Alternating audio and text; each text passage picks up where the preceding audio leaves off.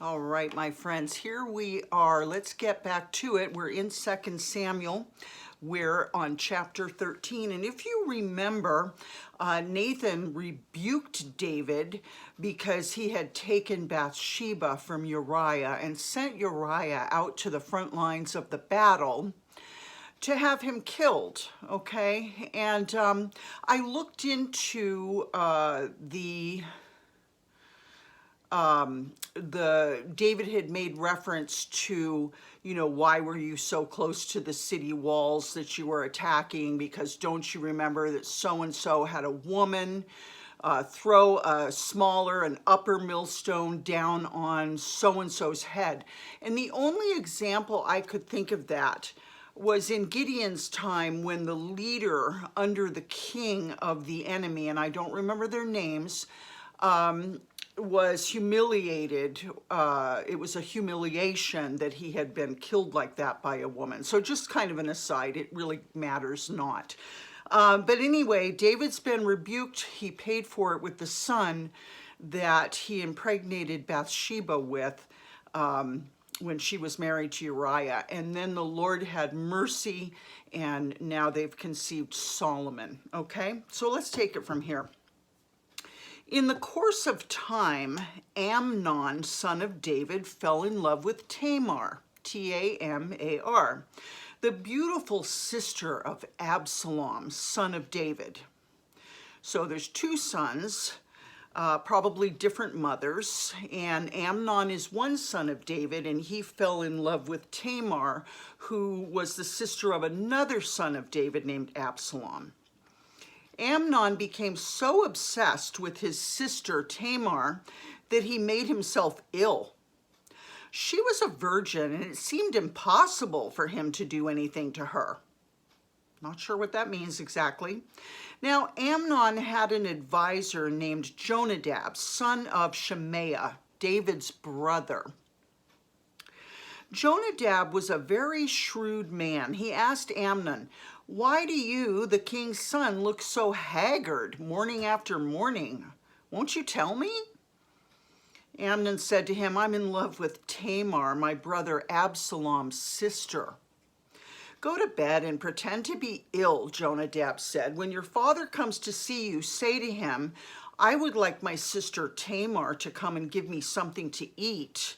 Let her prepare the food in my sight so I may watch her and then eat it from her hand.'" Okay. So Amnon lay down and pretended to be ill. It's games have been around since as long as human beings have been, huh?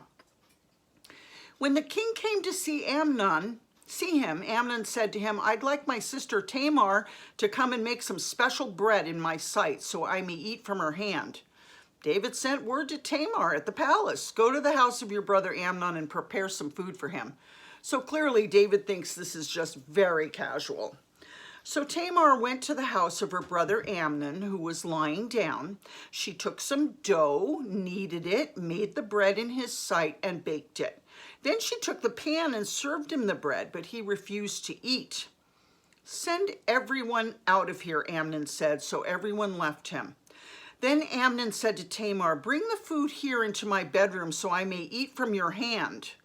So I guess he's pretending to be so ill he can't lift a spoon or a fork or anything to his own mouth. So he's saying, "Tamar, you come feed it to me." And Tamar took the bread she'd prepared and brought it to her brother Amnon in his bedroom. But when she took it to him to eat, he grabbed her and said, "Come to bed with me, my sister." "No, my brother," she said to him, "don't force me. Such a thing should not be done in Israel. Don't do this wicked thing." "What about me? Where could I get rid of my disgrace? And what about you? You'd be like one of the wicked fools in Israel. Please speak to the king. He will not keep me from being married to you." But he refused to listen to her. And since he was stronger than she, he raped her. So she's telling him, if you want me, go do it honorably. Go ask your father. Please speak to the king. He will not keep me from being married to you.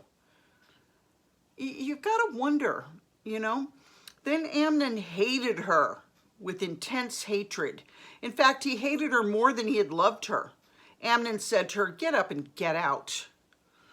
So he raped her and then told her, get up, meaning get off the bed and get out. No, she said to him, sending me away would be a greater wrong than what you've already done to me. In other words, you better marry me now. But he refused to listen to her. He called his personal servant and said, get this woman out of my sight and bolt the door after her. So his servant put her out and bolted the door after her. She was wearing an ornate robe, for this was the kind of garment the virgin daughters of the king wore. Tamar put ashes on her head and tore the ornate robe she was wearing. She put her hands on her head and went away, weeping aloud as she went. Her brother Absalom said to her, has that Amnon, your brother, been with you? Be quiet for now, my sister. He's your brother. Don't take this thing to heart. Boy, they've got some weird ways of doing things, weird morals, huh? And Tamar lived in her brother Absalom's house, a desolate woman. Her virginity's gone. She can't, the Jews, they asked, when they gave their sons to a woman, they asked for proof of her virginity by blood on the sheets. She can never produce that now. She's basically ruined. When King David heard all this, he was furious. And Absalom never said a word to Amnon, either good or bad. He hated Amnon because he had disgraced his sister, Tamar. 2 years later, when Absalom's sheep shearers were at Baal Hazor near the border of Ephraim, he invited all the king's sons to come there. Absalom went to the king and said, your servant has had shearers come. Will the king and his attendants please join me? No, my son, the king replied, all of us should not go. We would only be a burden to you. Although Absalom urged him, he still refused to go, but gave him his blessing. So apparently somewhere around sheep shearing time is a festival, and we've seen this before. Then Absalom said, if not, excuse me, if not, please let my brother Amnon come with us. The king asked him, why should he go with you? But Absalom urged him, so he went with Amnon and the rest of the king's sons. Absalom ordered his men, listen, when Amnon is in high spirits from drinking wine, and I say to you, strike Amnon down, then kill him. Don't be afraid. Haven't I given you this order? Be strong and brave. So Absalom's men did to Amnon what Absalom had ordered. Then all the king's sons got up, mounted their mules, and fled. While they were on their way, the report came to David. Absalom has struck down all the king's sons, not one of them is left. The king stood up, tore his clothes, and lay down on the ground, and his attendants stood by with their clothes torn. But Jonadab, son of Shemaiah, David's brother, said, my lord should not think that they killed all the princes. Only Amnon is dead. This has been Absalom's express intention ever since the day Amnon raped his sister Tamar. My lord the king should not be concerned about the report that all the king's sons are dead. Only Amnon is dead. Who the heck told him? Oh, while they were on their way, the report came to David that all the sons were dead. So, all right. Only Amnon is dead. Meanwhile, Absalom had fled. Now, the man standing watch looked up and saw many people on the road west of him coming down the side of the hill. The watchman went and told the king, I see men in the direction of Horonaim on the side of the hill. Jonadab said to the king, see, the king's sons have come. It has happened just as your servant said. As he finished speaking, the king's sons came in wailing loudly. The king, too, and all his attendants wept very bitterly. Absalom fled and went to Talmai, son of Ammihud, the king of Geshur. But King David mourned many days for his son.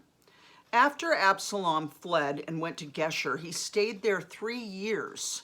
And King David longed to go to Absalom, for he was consoled concerning Amnon's death. So in other words, he finally understood it. He'd been consoled, and he understood that Absalom was defending his sister and what had happened to her. It doesn't mean he liked it, okay? I mean, we've already seen that David likes things done decently and in order, and that's a character trait that is after the Lord's own heart. Joab, son of Zeruiah, this is chapter 14, this is Joab, okay, the one who killed Abner, etc., knew that the king's heart longed for Absalom. So Joab sent someone to Tekoa and had a wise woman brought from there. He said to her, pretend you're in mourning, dress in mourning clothes, and don't use any cosmetic lotions. Act like a woman who has spent many days grieving for the dead. Then go to the king and speak these words to him. And Joab put the words in her mouth. When the woman from Tekoa went to the king, she fell with her face to the ground to pay him honor, and she said, help me, your majesty.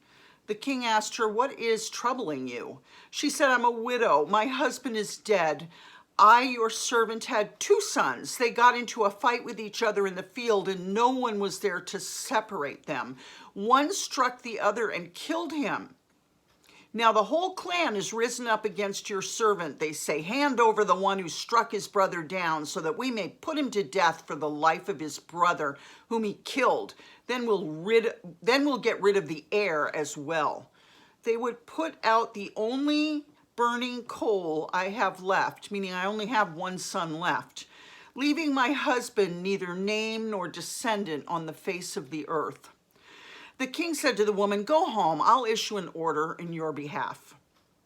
But the woman from Tekoa said to him, let my lord the king pardon me and my family, and let the king and his throne be without guilt. The king replied, if anyone says anything to you, bring them to me, and they will not bother you again. She said, then let the king invoke the Lord his God to prevent the avenger of blood from adding to the destruction so that my son will not be destroyed. As surely as the Lord lives, he said, not one hair of your son's head will fall to the ground. Now you remember the avenger of blood was spoken of in the Torah, the first 5 books of the Bible, the person who would be avenging the death of a relative, okay? And that's where we talked about sanctuary cities, etc., okay? Places for them to run until there's a correct and proper trial or judgment or however. Then the woman said, let your servant speak a word to my lord the king. Speak, he replied. The woman said, why then have you devised a thing like this against the people of God? When the king says this, does he not convict himself? So she's laid a trap for him somehow, and now she's rebuking him. Does he not convict himself? For the king has not brought back his banished son. She's talking about Absalom, and this is how Joab manipulated it to get him to say, oops, I better bring my own banished son back.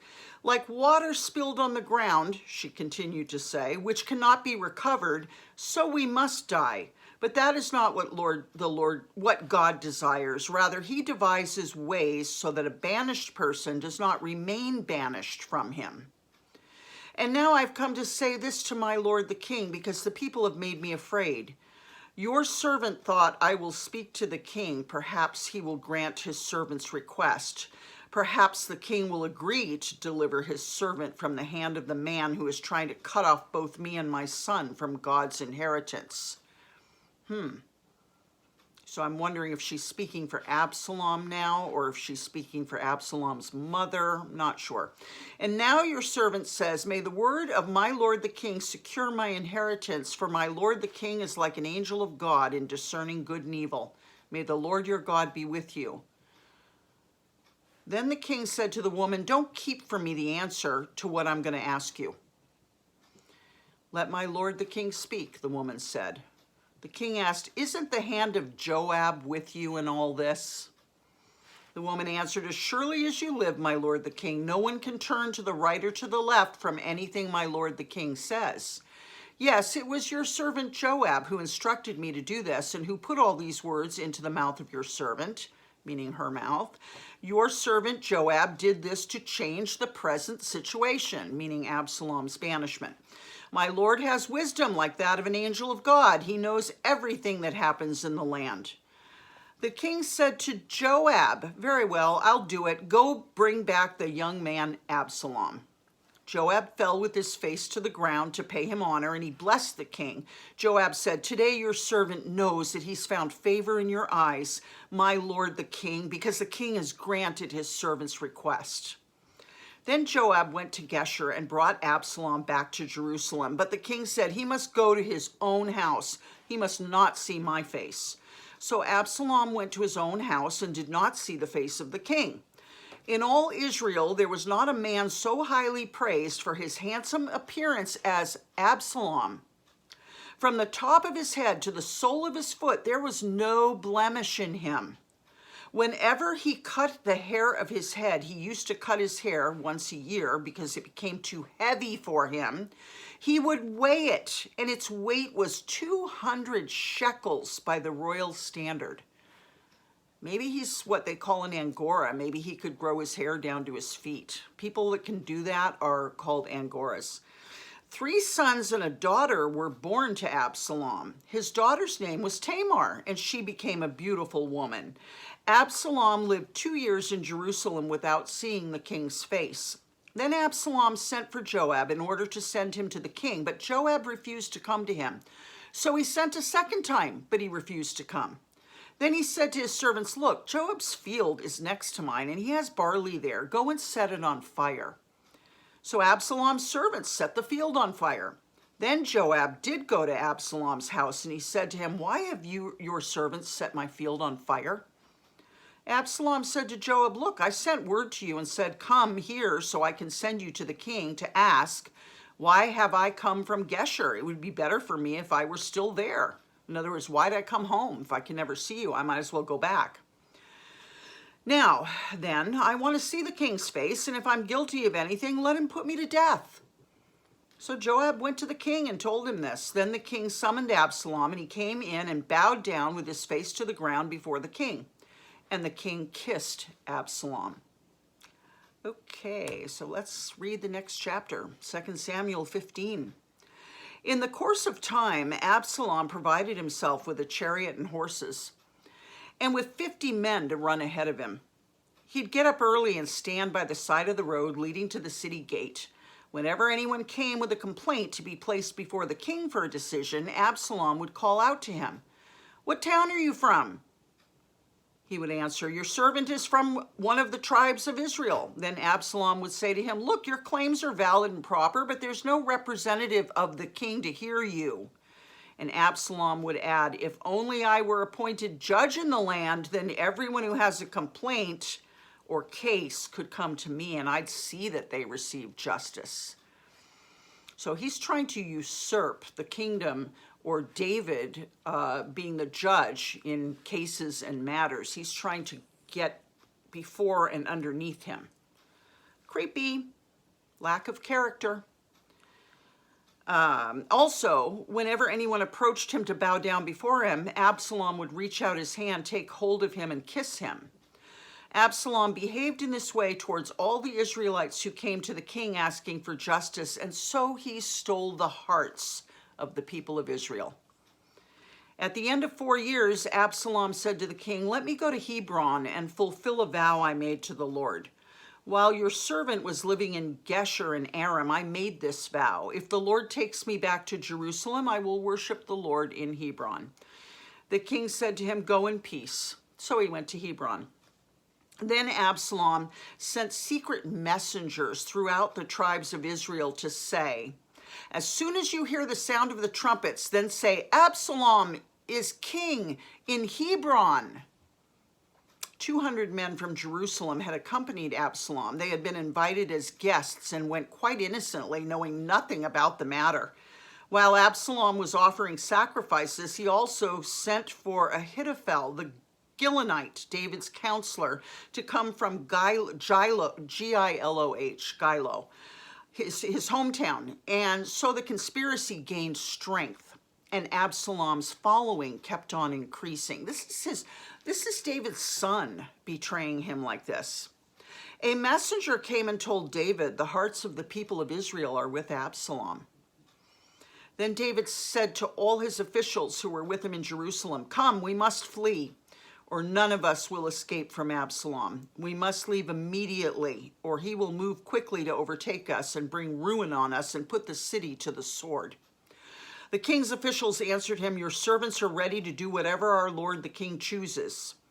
The king set out with his entire household following him, but he left 10 concubines to take care of the palace. So the king set out with all the people following him, and they halted at the edge of the city. All his men marched past him along with the Keretites and Peletites and all the 600 Gittites who had accompanied him from Gath. Remember, that's Philistine. That's a Philistine town. Marched before the king. The king said to Ittai the Gittite, "Why should you come along with us? Go back and stay with King Absalom. You're a foreigner, an exile from your homeland. You came only yesterday, and today I shall make you wander about with us when I don't know where I'm going. Go back and take your people with you. May the Lord show you kindness and faithfulness." But Ittai replied to the king, "As surely as the Lord lives, and as my lord the king lives, wherever my lord the king may be, whether it means life or death, there will your servant be." Wow, character. That's loyalty. David said to Ittai, "Go ahead, march on." So Ittai the Gittite marched on with all his men and the families that were with him. The whole countryside wept aloud as all the people passed by, because they're watching their king leave. Their beloved king leave the city.